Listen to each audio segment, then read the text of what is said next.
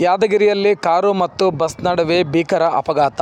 6 ಜನ ಪ್ರಯಾಣಿಕರು ಸೇರಿ ಕಾರಿನಲ್ಲಿದ್ದವರು ಸಜೀವ ದಹನ. ಯಾದಗಿರಿ ಜಿಲ್ಲೆಯಲ್ಲಿ ಹೃದಯವಿದ್ರಾವಕ ಘಟನೆ ನಡೆದಿದ್ದು, ಸುಟ್ಟು ಕರಕಲಾದ 6 ಜನ ಪ್ರಯಾಣಿಕರು. ಹೌದು ವೀಕ್ಷಕರೇ, ಯಾದಗಿರಿ ಜಿಲ್ಲೆಯ ಸುರಪುರ ತಾಲೂಕಿನ ಶಾಂತಾಪುರ ಕ್ರಾಸ್ ಬಳಿ ಸಂಭವಿಸಿದ ಅಪಘಾತ. ಬಸ್ ಮತ್ತು ಕಾರು ನಡುವೆ ಮುಖಾಮುಖಿ ಡಿಕ್ಕಿ ಸಂಭವಿಸಿದೆ. ಕಾರಿನಲ್ಲಿದ್ದವರು 6 ಜನ ಸಜೀವ ದಹನವಾಗಿದ್ದು, ಸುಟ್ಟು ಕರಕಲಾಗಿದ್ದಾರೆ.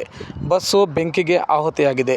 ಬೆಂಗಳೂರಿನಿಂದ ಕಲಬುರಗಿಗೆ ಹೊರಟಿದ್ದ ಖಾಸಗಿ ಬಸ್ ಮತ್ತು ಕಲಬುರಗಿಯಿಂದ ಲಿಂಗಸೂಗೂರು ಕಡೆಗೆ ಹೊರಟಿದ್ದ ಕಾರ್ ನಡುವೆ ಮುಖಾಮುಖಿ ಡಿಕ್ಕಿ ಸಂಭವಿಸಿದೆ.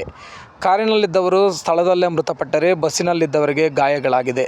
ಘಟನಾ ಸ್ಥಳಕ್ಕೆ ಸುರಪುರ ಠಾಣೆ ಪೊಲೀಸರು ಭೇಟಿ ನೀಡಿ ಸತ್ತವರ ಬಗ್ಗೆ ಮಾಹಿತಿ ಕಲೆ ಹಾಕಿ ಹಾಗೂ ಗಾಯಾಳುಗಳಿಗೆ ಹೆಚ್ಚಿನ ಚಿಕಿತ್ಸೆಗಾಗಿ ಆಸ್ಪತ್ರೆಗೆ ರವಾನಿಸುತ್ತಿದ್ದಾರೆ. ವರದಿ ನ್ಯೂಸ್ ಡೆಸ್ಕ್, ಸ್ವಾರಸ್ಯ ನ್ಯೂಸ್.